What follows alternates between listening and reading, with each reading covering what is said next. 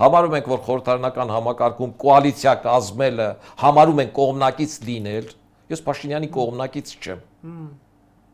Ով է ասում է, ինքը մանիպուլյացնում է։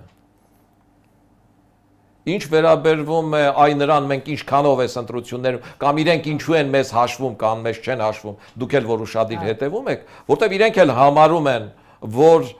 իրենք արևմտյան թևի կողմնակիցների հետ 50% ընդհանրություններ ունեն, իսկ ռուսական թևի հետ իրենց ընդհանրությունները 20% են։ Հետևաբար ում հետ 50% են, այսինքն երբ որ Փաշինյանն ասում է ընդդիմություն, ինքը Արամ Սարգսյանին հաշվի չի առնում որպես ընդդիմություն։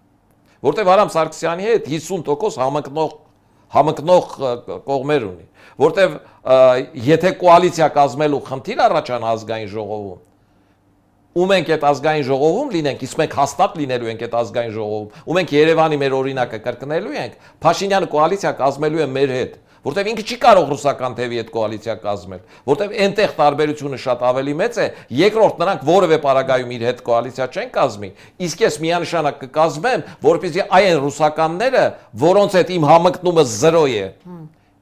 իրենց էլ իմ հետ համընկնելը 0 է, իրար հետ կոալիցիա կազմելու տարբերակ չունենք։